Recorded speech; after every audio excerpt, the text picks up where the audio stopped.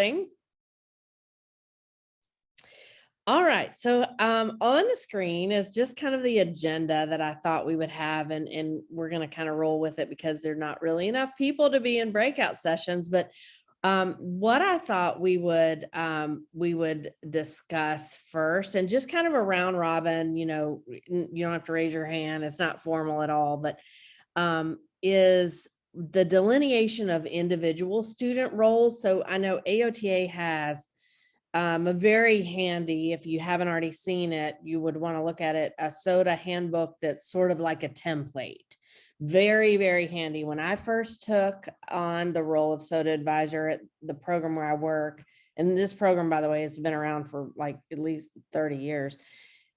They had never, no one gave me anything. They'd sort of made their own way and their own officers, and they just said, here, you can do it. And so I've stumbled upon that handbook, and we have somewhat modified things to better fit our circumstances. But if you haven't seen that, I would recommend it. But to discuss, what offices, what do you associate with each office? Anything specific? Have you combined any offices for students? And then also how involved are you as the faculty advisor? And we've had meetings like this in person before, and that particular topic has always been kind of a hot topic because it varies. In some programs, that those of us that are very hands-on, even though we recognize it's a student-led organization, we kind of know what they're doing. We help them plan, or we, give them support on the regular. But then there are those that it's done differently, and that's okay too. So I think it's just interesting and informative to kind of compare notes about that. So let's first talk about that delineation of student roles. Anybody want to talk about what does your SOTA board look like? Anything creative you've done with any of that? Yeah, I can share. Recently, we decided to, I guess, reorganize a little bit, where we have a board, an executive board that's pretty traditional, like president, vice president, treasurer, secretary. And then we have our COTAD chapter within SOTA. So like the COTAD chair is on the executive board of SOTA. And so that kind of forms our main executive board, but then we have a pretty large, what we call leadership team. So we kind of then have other roles like AOTA rep, for example, historian, events chair, like community events chair. And there's a lot, like, and that is an issue that we've kind of discussed, is like, literally half of a cohort can be on the SOTA leadership team, which in some ways is I think good, because then at least there's like this core group of people who are really involved in SOTA.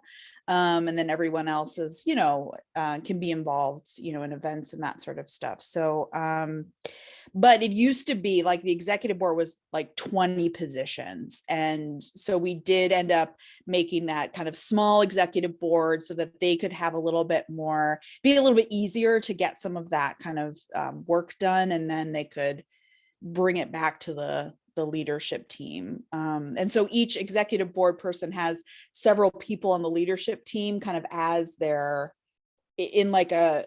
group. And so then we've started running meetings where like they have small groups, and then we all come together as a big group as well. So each person on the leadership team is kind of on like a committee of one of the exec board members. Right. And like they report to that executive board member.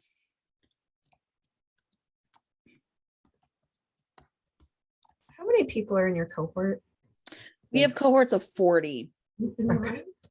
And then we're an OTD program, so we have 3 cohorts at any one given time.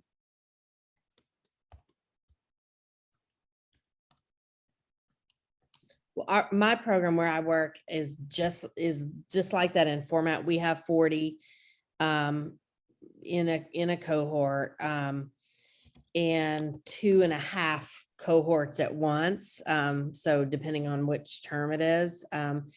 But we, like you, there were, well, when I started, there were, I think, a dozen exec board positions, everything from fundraising to, the usual ones like treasurer, secretary, president, vice president. But then there also was like a social events, there was a PR person, there was a lot. And it ended up like yours being like 15 people on an exec board for a class of 40. So we have consolidated a few of those. In one position, I'm curious to know what you guys think about this, that the students really wanted to consolidate this past year was, we have one position that, well, the ASD rep. So that's the student that is the liaison to AOTA. But previous to this year, we've always had our state association student rep be the president of SOTA. And the students, for different reasons, wanted to make that be also the ASD rep.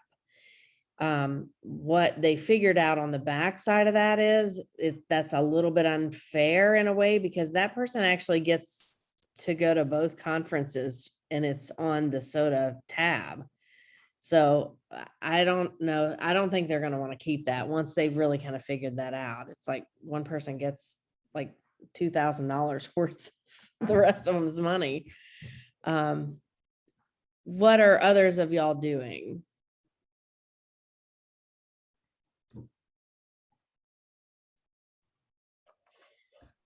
We do have an ASD representative, but we have one that is a representative from the MOT cohort and one from the OTA program. So they do have the opportunity to attend national conference. So, and only because I, again, joined in August, I am unsure about state, but I do know about national because they just did that. And then they'll come back and kind of report to the rest of the SOTA. We do also have the other role that is shared is co-president. So there's a president from representing MOT and a president representing OTA. And then all other positions, executive vice president, there's like a treasurer, historian, and I'm definitely missing someone. We've recently added like a kind of pseudo social media person because that's been a newer development. So yeah, the other positions are open to anyone in SOTA, but there are those designations for co-president and ASD representative. And I'm sure I'm missing someone. I don't know why they're like escaping my mind. I apologize. It's the end of the day. Yeah, you're doing good just being here. Yeah, we were an MSOT program. We have an ASD delegate that the SOTA provides a certain amount of money to go to conferences for. And then my department chair has been really helpful in securing some money from the department or from the university to help support their attendance, as well as potentially other students that are interested. And we don't have a state association rep. I think that would be a good idea.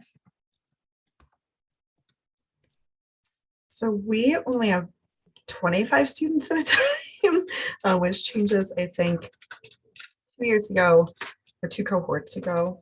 We just identified some issues. The president of that cohort was really reflective and a delight, and just sharing her experience in that role and what she had brought to it. So we combined vice president, treasurer, and we're calling it a board liaison. So state meetings and our state licensure board.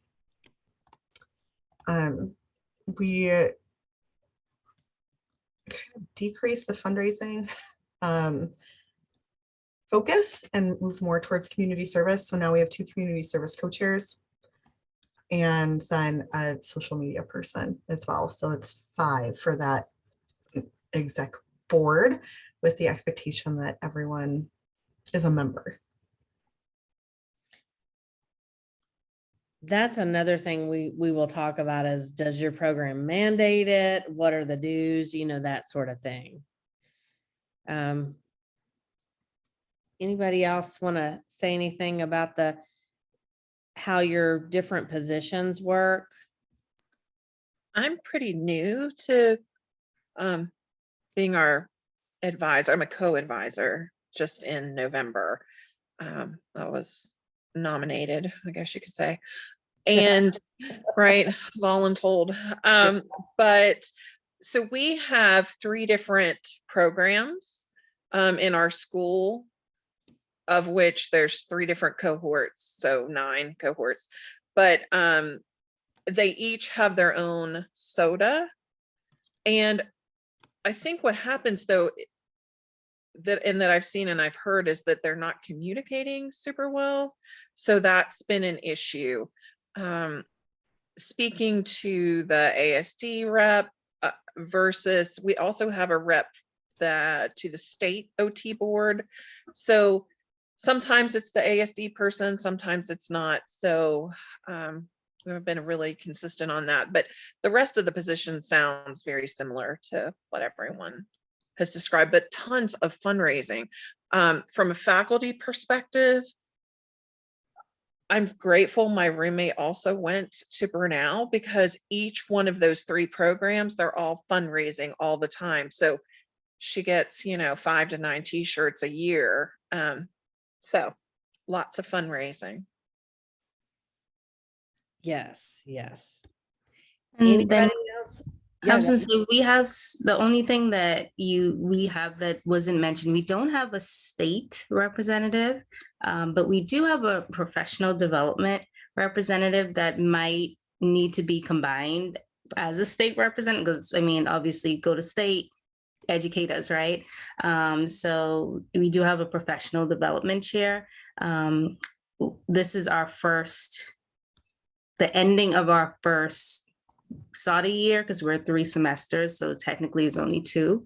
But we haven't delved into that position too much. But I know for this year, she did reach out to like a previous adjunct to do like a little talk and like transition from classroom to, so like just trying to find outside therapists to come in and talk. And so that's sort of the goal. But we also do have a social media chair, and honestly she does probably most of the work, because she's the one that keeps us out there.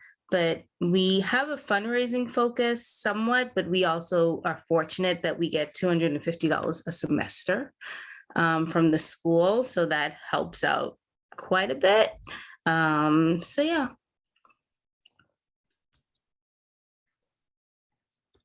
Anybody else want to share about the specific student roles in your SOTA group?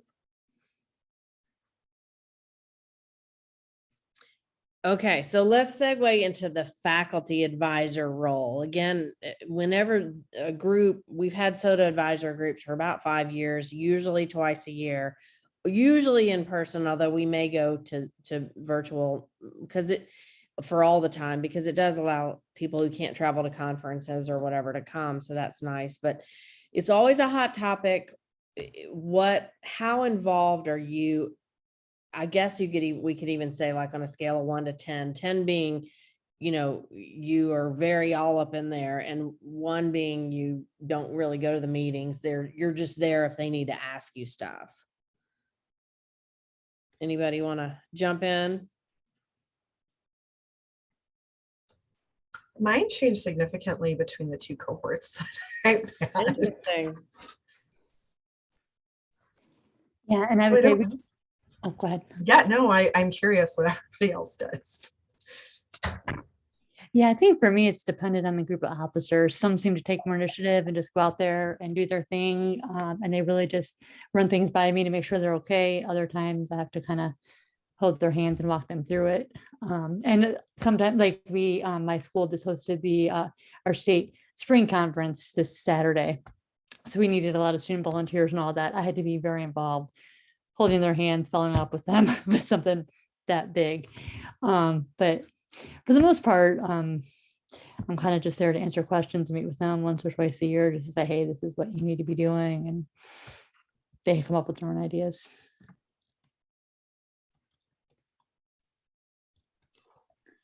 I know the other faculty representative from Radford's in a unique position because we have two campuses. So there's a SOTA on the main campus and then SOTA on the campus that I'm located at. And there's only an OTA program on the one campus. So for the MOT representative, she does both SOTAs on either campus. And so I'm not sure on the main campus how much assistance she provides, but I've the same sentiment has been echoed to me since I started, is it just kind of depended on the executive board. And it seems that they sometimes need some guidance getting off the ground with an idea. They have the ideas and they're not quite sure how to move forward with them. But I've been more call as you need me, and that might be the nature of the fact that I'm still very new. Yeah, an interesting dynamic in our program was that before Jenny and I took on the role, an adjunct was the SOTA advisor and seemed to be like really, really hands off. And so, and Jenny and I are much more involved. Like we try at least one of us to like go to their monthly meetings and, meet with folks to discuss, any issues going on and that sort of thing. Like we're hoping maybe this summer our board switches over in like March. And so we're hoping maybe this summer to have a little bit of like a strategic planning meeting with them to really kind of map out what the next year is going to look like. But the precedent has kind of been set that the faculty, and we're still trying to figure that out because the faculty advisor was so less involved before, but we're just around a lot more than an adjunct would be, right? Like we're there all the time. We know students in a much kind of different way. And so I think we're still trying to navigate that. And we're realizing too, that there are some things going on with SOTA that have been going on for a while that we're like, like what's, so we're trying to kind of figure that out too. And at least at my university, I don't know about other people's, but sometimes like faculty need to step in and deal with bureaucracy. Like students just can't access certain things, or they can't get the answers that a faculty can, kind of step in and help them navigate. So we definitely have to help with some of that stuff too.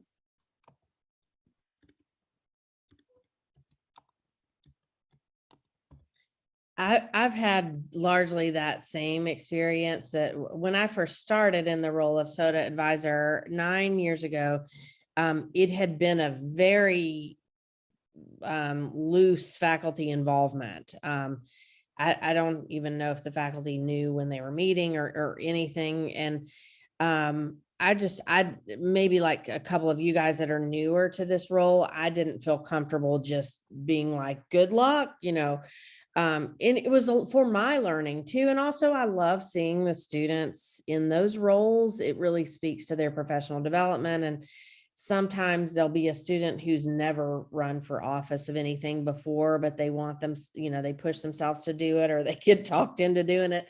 And I like seeing that emerging leadership capacity in the students. So some of it is that I like doing that, but the students make the decisions, but they do run plans by me, especially if it's involving something scheduling, like they want to bring a guest speaker on campus, or the local therapy dogs, and they want to ask me in case there's something else that I know is coming up at that same time that they may not know about.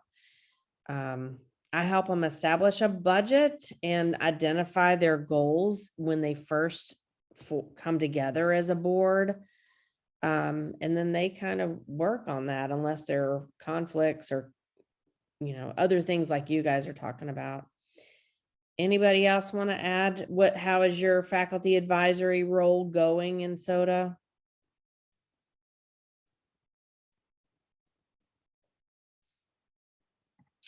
Okay, we can move on to the next thing I thought we might talk about is the overall goal of your SOTA group? Do you guys do strategic planning? Do you identify specific and measurable goals, or is it more general?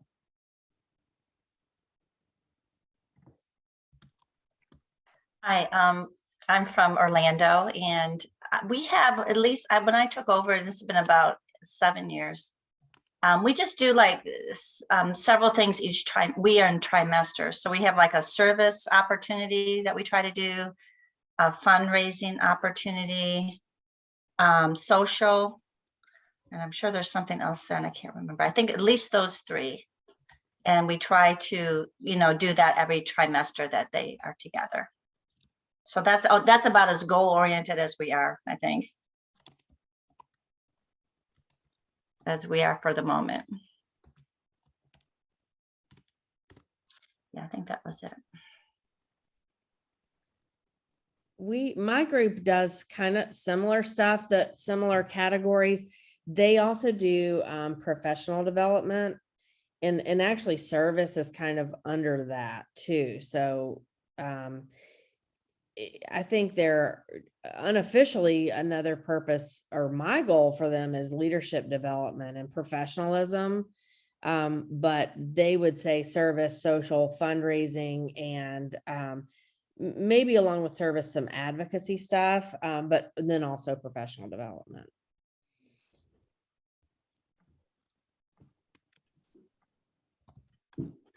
Yeah, we do have a strategic plan that officers years and years ago developed.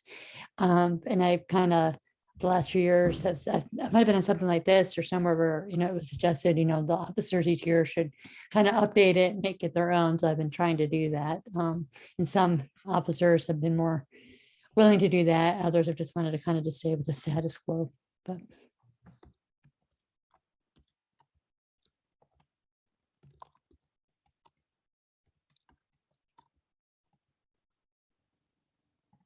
I think it's a really cool, my group has not done strategic planning, but this just gave me an example. I mean, an idea that I really think if we're kind of modeling how maybe like a nonprofit organization or operates, or any sort of organization, it's a good idea to go through at least some kind of rudimentary strategic planning.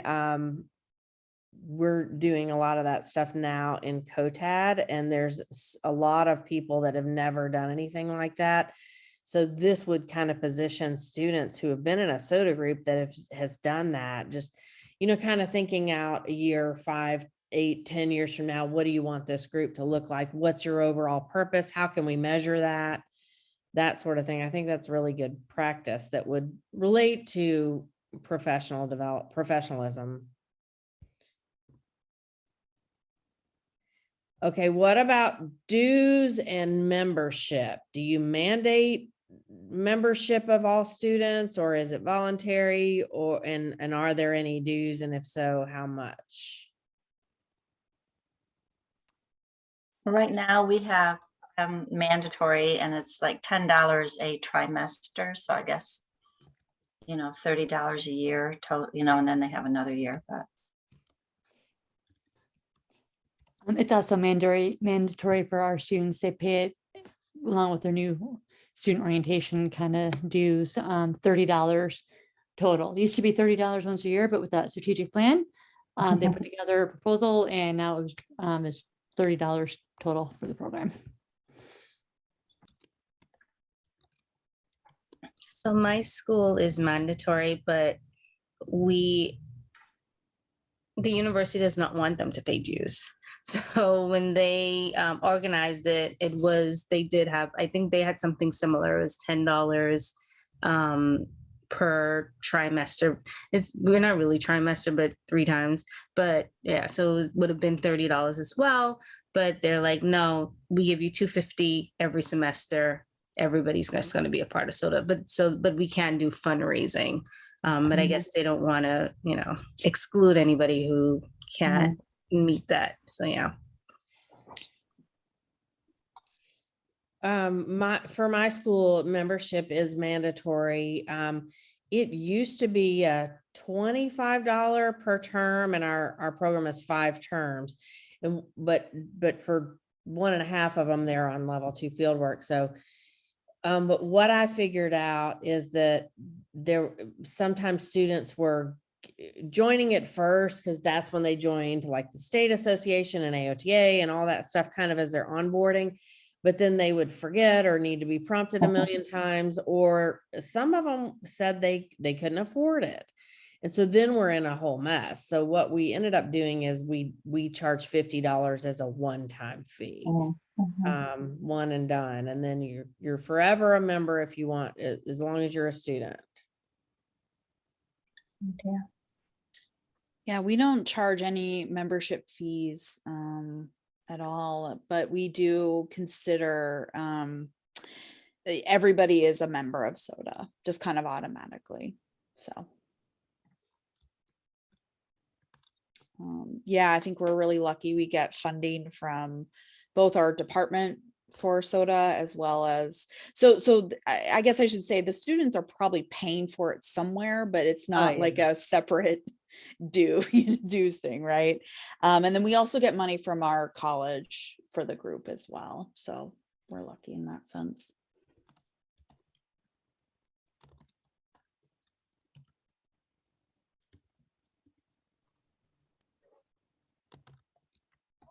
Anybody else? We do not have dues. I tell them all their members and hope that they want to participate. But I do have them sign off on whether or not they're participating in fundraising so that they can be a recipient of that at the end. Learned that in the first one. Yeah, that's one of those hard lessons, like the one or the 2 people who don't do anything want to, how can I get in on this? Yeah. Ours is not mandatory. We encourage student participation, and there is a $10 fee per year. And there always seems to be, at least on the campus that I'm present at, there seems to be heavier involvement with the MOT students than the OTA students. So it's usually a uphill battle trying to encourage involvement from both because of the rich interprofessional opportunities there are. But it's, as my understanding, it's not required, it's heavily encouraged. And yeah, we do have an annual fee.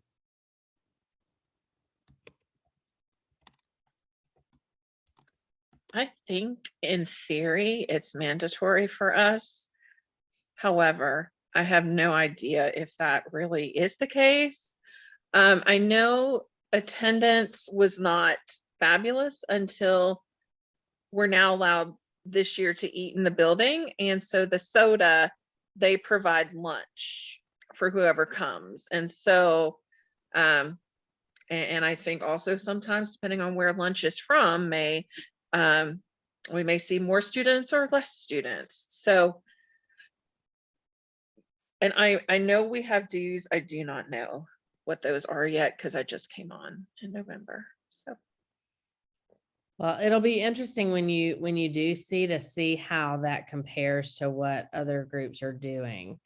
I think it's really important to consider that, the hardships of, we can all remember being students, and, even though sometimes I think we look at our students and think, well, they drink a $6 Starbucks every single day, but there are some who don't, and they are eating, mac and cheese and sharing a textbook because they don't have the money, and $50 or $30 is not nothing.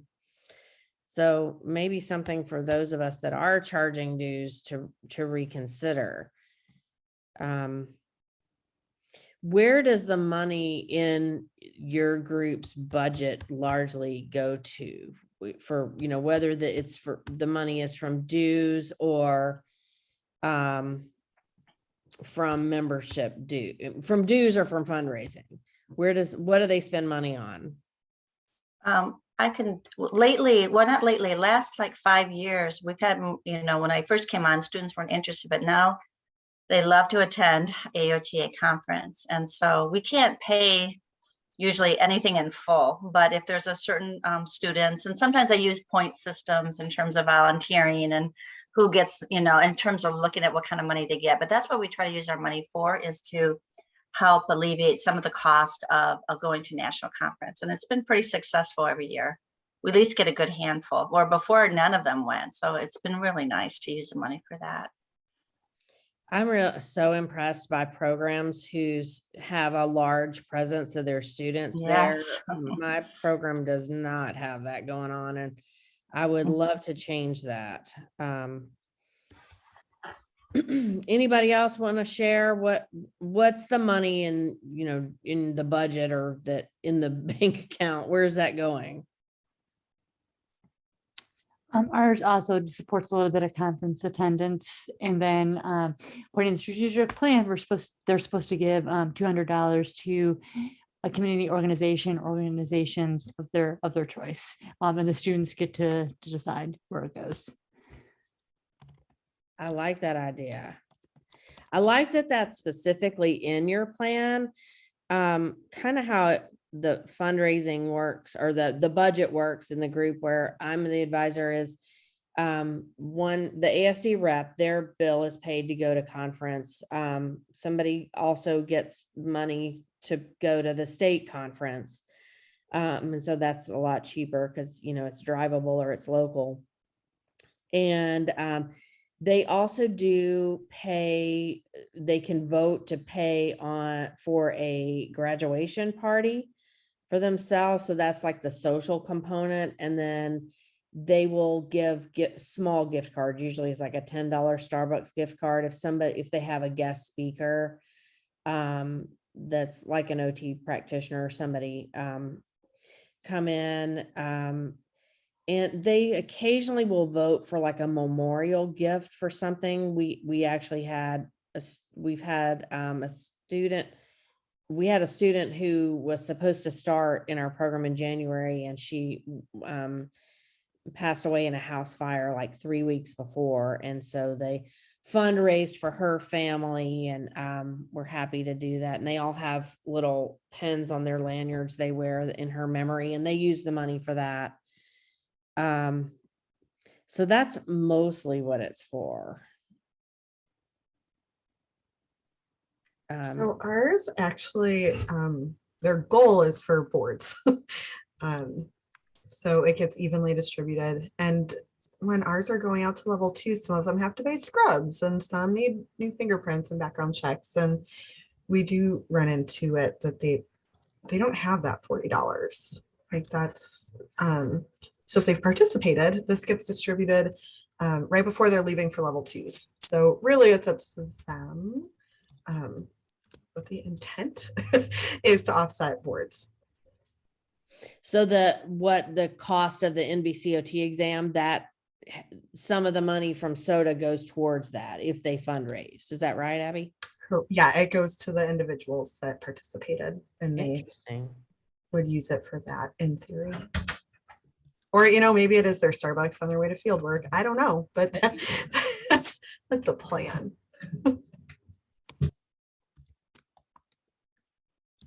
So I'm just curious as to how that works. Like, is it that then if they for some reason needed that help with the NBCOT exam, do they then apply for it, or is it just sort of like a guarantee everybody who graduates gets X amount of money, or how does that? Yeah.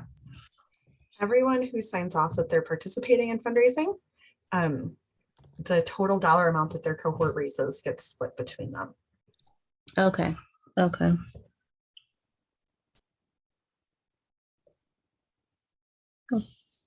Abby, I'm curious, do students seem to like that, or do you get a lot of flack? Like, I sold so many Yankee candles and that's not fair. I'm navigating that. No, our last cohort did a really good job and it was very well distributed. Our current one, There's 22 of them and there's less than $200. So, I mean, that's just what they're what they're dividing between all of them. So yes, there is some that I think we just need some more structure on how we're wording fundraising. Right. So if you're doing Yankee candles, then everybody needs to sell 5. Then if you don't sell them, you buy them. It's definitely more successful that way, I've seen in the past. But and the class at my graduating class, we paid for conference and our pinning ceremony. So everybody went to pinning for free from our cohort with the open bar and the dinner at a hall. And then our families had to buy tickets to that pinning. And it was mandated. Every fundraiser we did, everybody had a set amount. You could go above that, but everybody had to be at whatever level it was.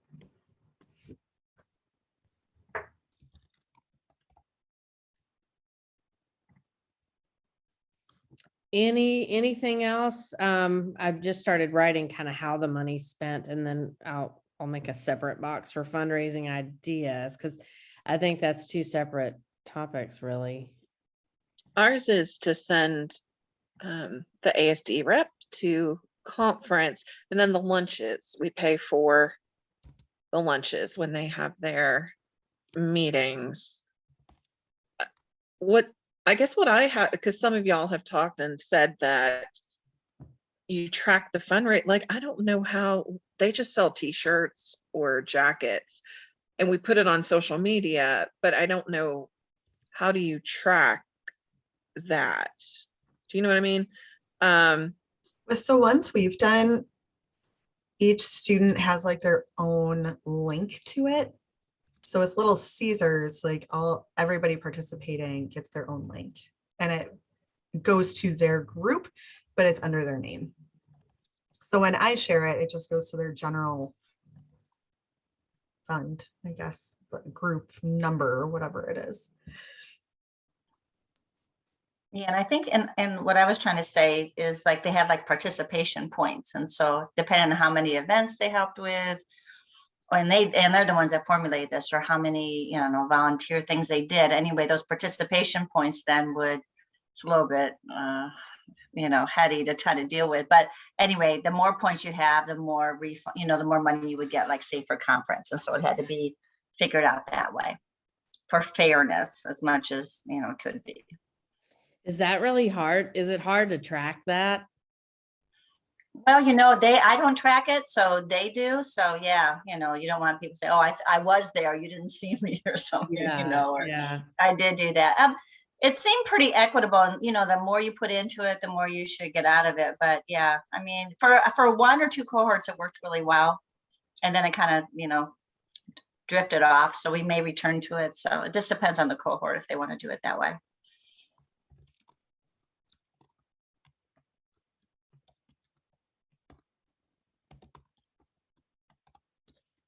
Okay, so now that's a good segue into fundraising ideas. And I love hearing how different groups fundraise. We did mention the Yankee Candle, and I will say the first couple of years that I was the SOTA advisor, they sold Yankee candles, and I actually they always sold them like in November, and they're good for teacher gifts for your kids, or next door neighbor gifts, or stuff like that. But the groups after that didn't want to do that, and the students made like $1,000 doing it, a lot. And the coolest thing was you could even, like, I've ordered a dozen and I just had them shipped to my house. I didn't have to tote them from campus, so that was nice for me. But since then they've been very lukewarm to that idea. We had a really good gig going for a couple of years before the pandemic, where we were responsible for selling flowers at graduation. And so, you could really make a lot of money that way. Like we made at least over 1,000 each time. But then the pandemic, hit, and then now we have graduation in person this year, I don't think we're going to sell flowers yet. So that was unfortunate. That really brought in a lot of money. We Do do you the do same it- thing, Christine. Do Yeah. you- Do y'all do it at the physical event, like wherever the graduation? Yeah, You just have a, we buy the flowers, you know, you get your wholesale, and then we buy all the nice things that go with it. I learned a lot about putting flowers together, which I didn't know anything about. And then we would just bring it with us to the ceremony, and then the students would set up tables and sell it as the people came in. So it was nice. It was great. good idea. Yeah. My only other thing I'd say is we've tried some of those, and maybe you guys have done this too, these restaurants, you know, where you go to Chipotle, and those have been hit and miss sometimes, you know, where if you go there, that portion of the money goes to the fund. I don't know if people have had better success. It's been okay, but not terrific. My group has, they always, every year they want to do that. They think it sounds so good. Like we're going to have a soda night at Chick-fil-A or Pizza Hut or wherever. And in my experience, they've rarely gotten more than a couple $100s for doing that. And I swear, I think, you know, I probably spend 50 of it, you know. So I always think maybe that's more effort than it's worth.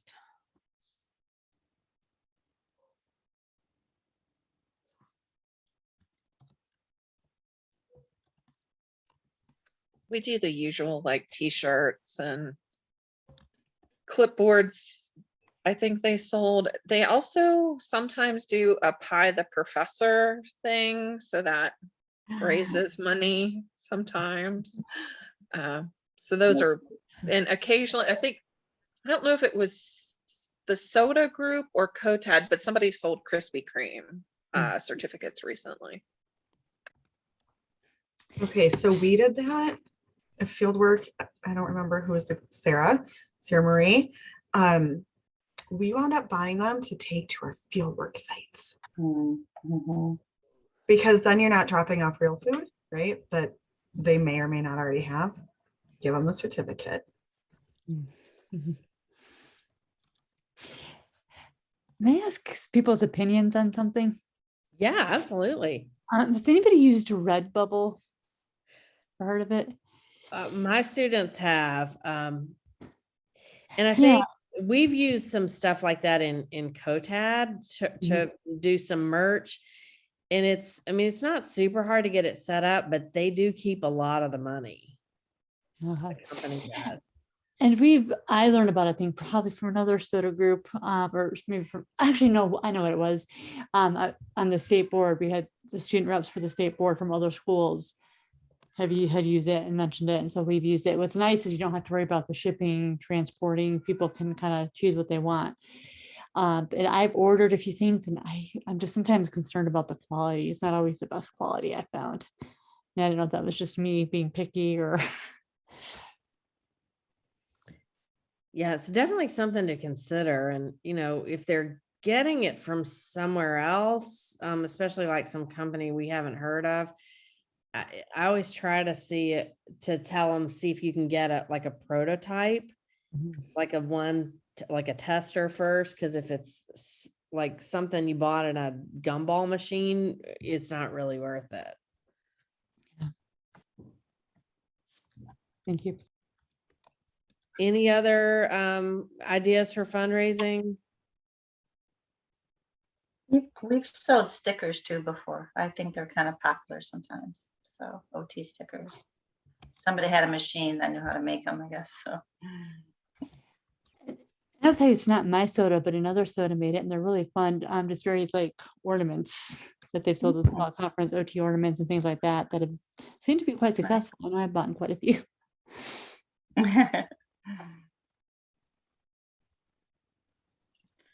So it's not really through our SOTA, but we are the only OT program in Oregon right now. So we have a really close relationship with our state association. And so there is an OTA program too. So there's one OT program and one OTA program. So at our state conference, there's a silent auction. And a lot of that money goes to student scholarships. And because there's only 2 programs, right? Like we get, so we kind of informally, we benefit greatly from that. So the silent auction is a really cool event, and our students do help a lot to get that going. We have 2 state reps as part of our SOTA, so they're really involved in that. So it's a lot of work, but it's a fun event. That's really cool. My program has a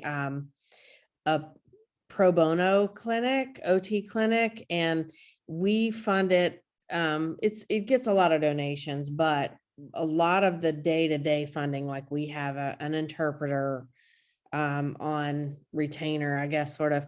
And that money comes from an art auction that we have annually. And the artwork is done by people who have or are currently receiving OT services. It's a lot of kids, but not just kids. And it's funny because sometimes people are getting a bidding war and you're like, that thing went for $500. Like what? But we do we have it. I mean, the past few years we haven't had it in person, but it's really fun when we can, because we invite the artists and, they can kind of sit by their thing and people get them to autograph it. And it's really, they love, especially the kids, but they love seeing their stuff be desired. So that's something you could do. You could have your SOTA group organize something like that, maybe.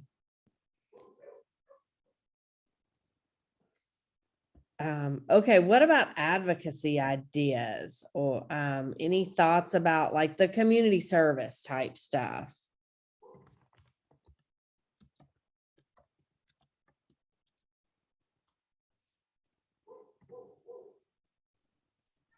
I know one thing in terms of community service, volunteered a lot at like MS Fit walks and Alzheimer's walks and things like that.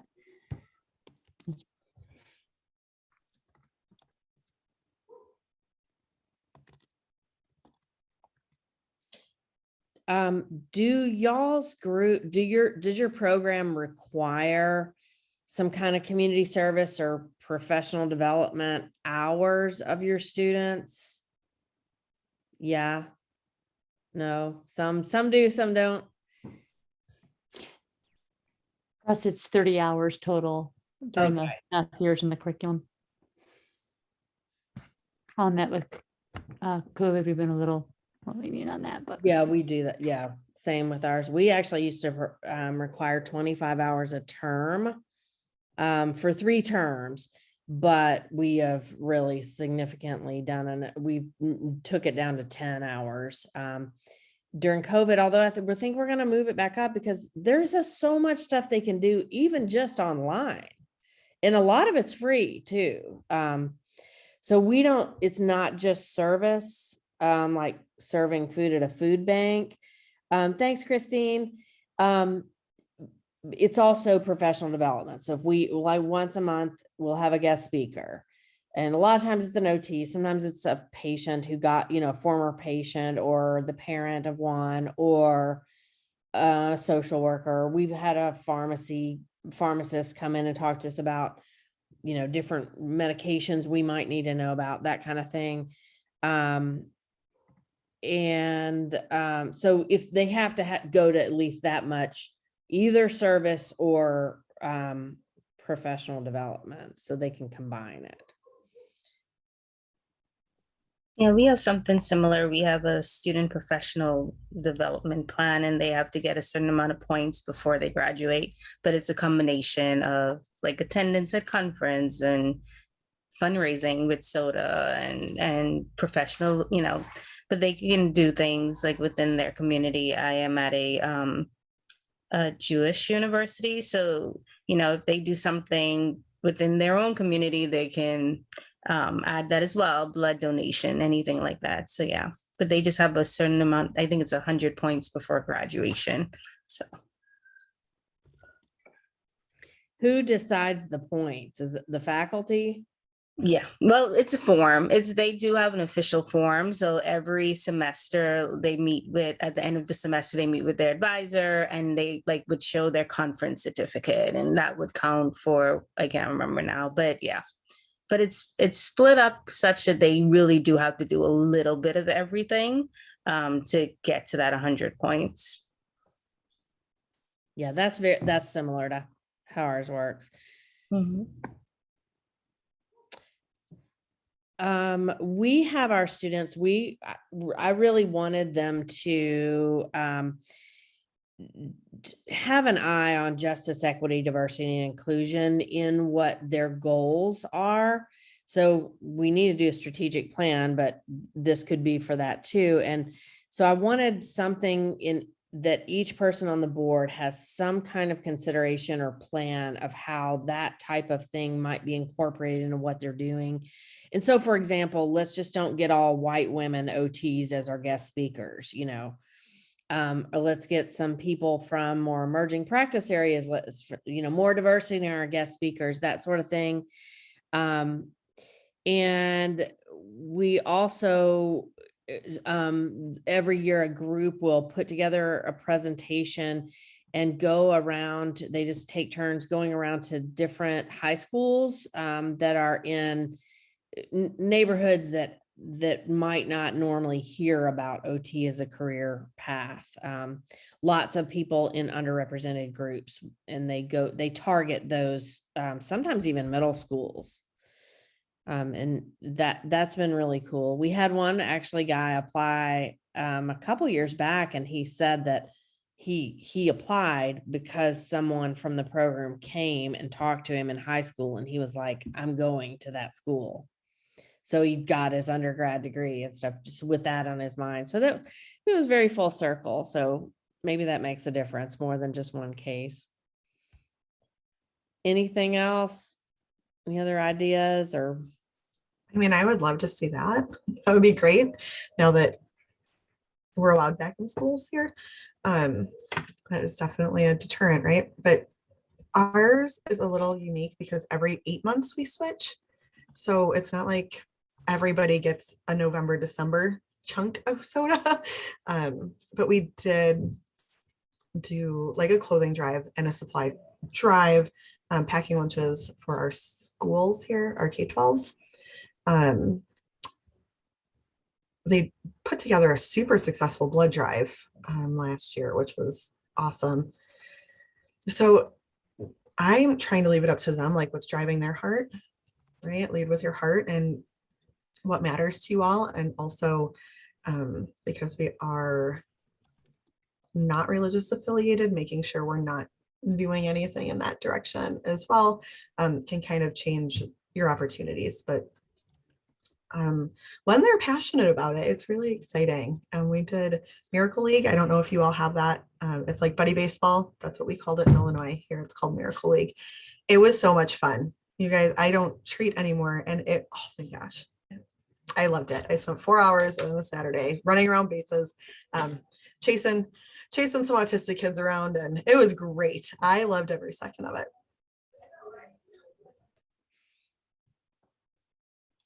My students always do Joy Prom, which, and they will get glammed up to the hilt. And, some of them will get ready with a buddy who's also getting ready for prom. So they, do each other's hair or whatever, which I think is really cute and very OT related.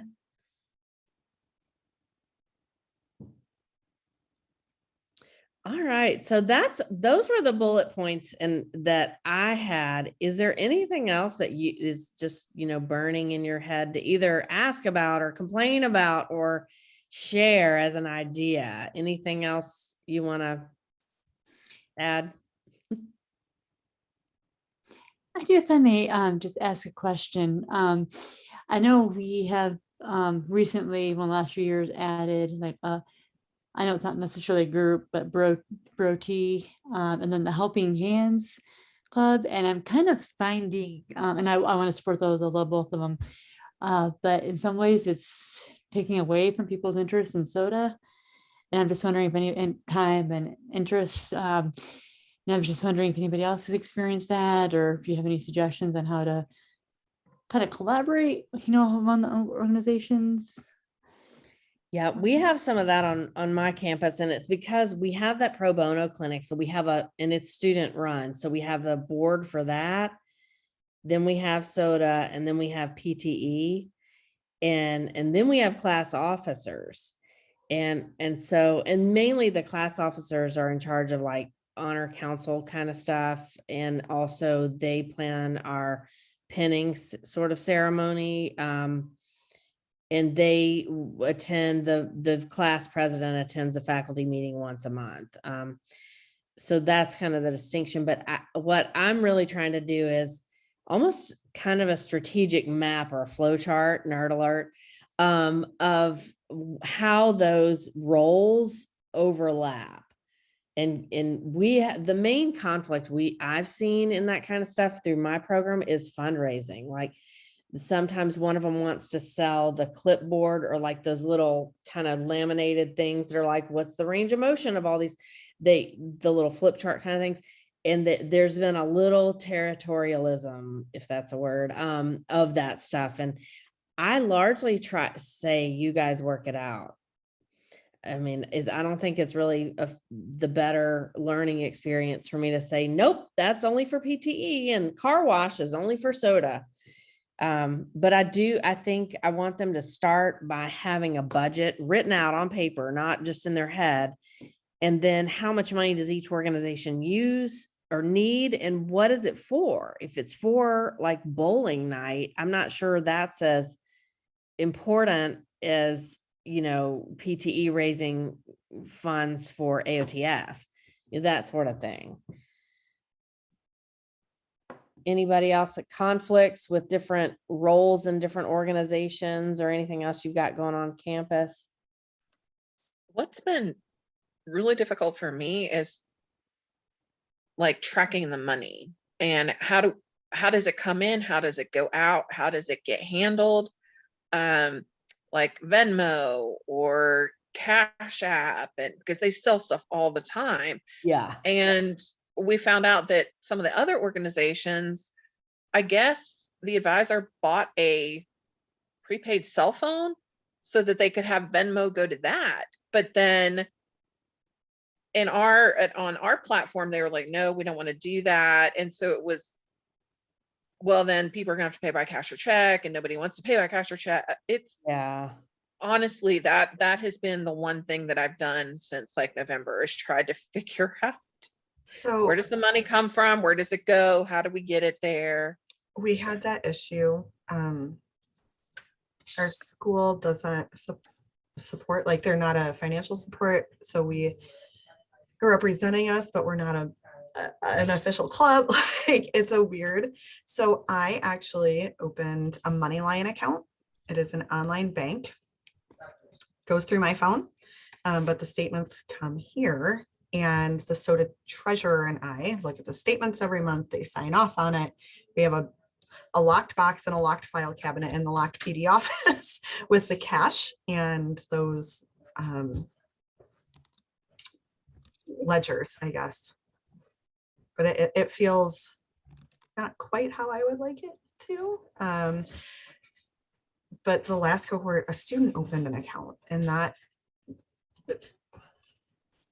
we have the same problem, right?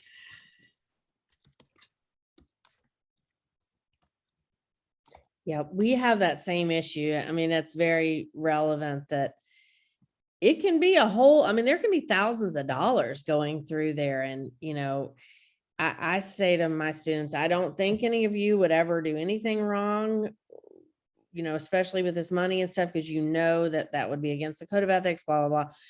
But sometimes if you're just not really careful in your record keeping, you can either accidentally do it, or it can just look like you did it. And so whoever gets the role of treasurer has to be a type A to the hilt, like maybe you should have been a CPA kind of person.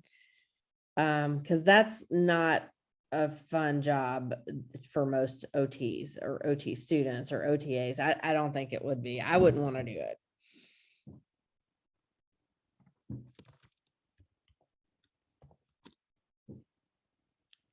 The cell phone idea is really interesting. We had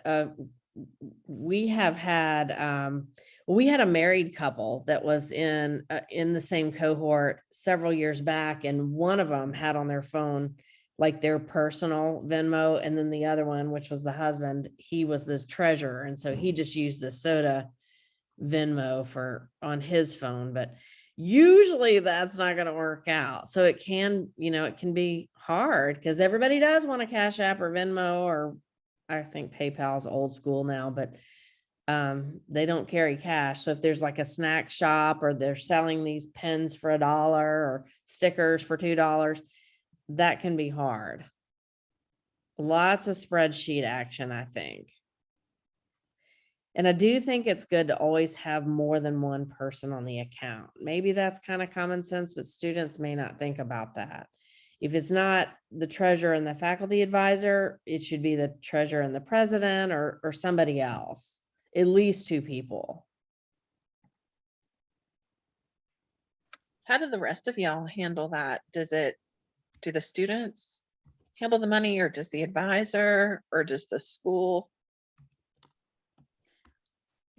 We get a lot of admin support. So same as like I would submit a reimbursement request, for my like continuing ed budget. The SOTA treasurer works really closely with our admin who kind of handles that piece. So yeah, which works out well. But we've run into similar issues where like we've had, I think, a student use his Venmo for an event. He kept a record like of all the transactions, right? So we'd had like a paper copy of what was coming in, and then but yeah, I mean, it brings up a whole lot of potential issues, right? For then how's the money get from his Venmo to the SOTA account, right? Yeah, my SOTA account, the students actually hooked it up to my cell phone number years ago when I didn't really understand what Venmo was.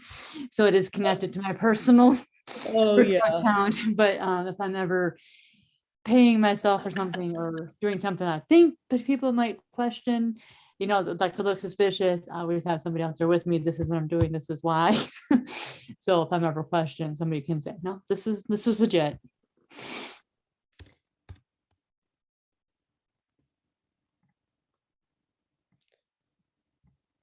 All right. Anything else? Anybody else wants to talk about? I was just going to say, I am starting July 1st. I will be AOTA's ACES chairperson. So if there's ever, thank you, I'm very excited. If there's anything that ACES could do to help SOTAs or webinar, anything you wanted to do through ACES, please don't hesitate to reach out and let me know. I'd love to help out with that. Thank you, Megan. That's cool. I think it'd be kind of cool to have some kind of, informal publication, just almost kind of like a qualitative, like what is the takeaway of, what's the experience, the sort of lived experience of SOTA advisors? Do we like doing it? Were we voluntold and we're like, I guess I'll do it. I really love being the SOTA advisor. And I tell my students, I feel like it positions me to write much better letters of recommendation for certain people.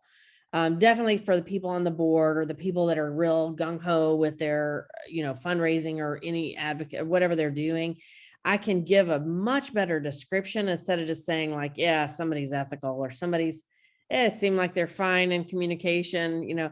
I can give specific stories on that. And so can they, for each other and for themselves. So, but it is kind of one more thing, and it's hard. I'm always have an eye on streamlining the process for me and for the students, but especially for me.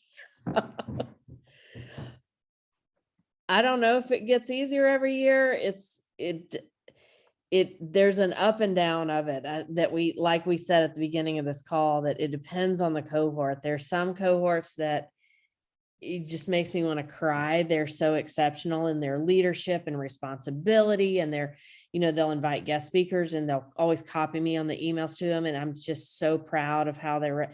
And then there are those that I have to say, no, you have to sign your email, or, something like that. Like you have to give directions to somebody coming on campus to guest speak. that happens. And then there's some that are kind of in between. They don't give me a lot of grief. But they're just not very self-directed. They don't have a lot of initiative. It's like they're just kind of coasting along, and that gets under my skin too. Like, you got to do something. And so I love the strategic planning idea. I think it's good to always practice goal writing for our students and to see how that works outside of just patient care.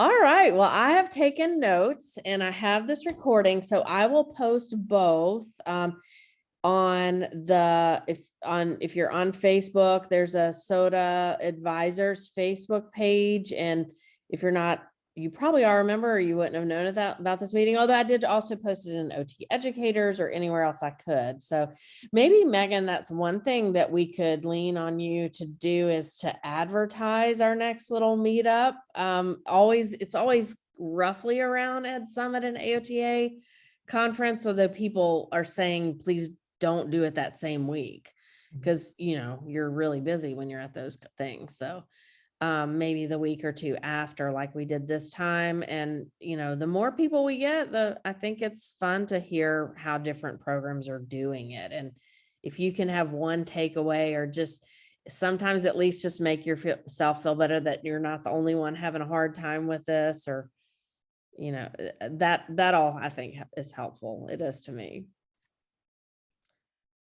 All right. Well, thanks everybody. It was so nice to meet you. I'm so glad we had a good group showing up, and I'll post this stuff here in just a minute. Thank you. Good night, everybody. Good to Thank see y'all. Thanks for organizing, Stephanie. Thanks for being here. See y'all next time. Bye.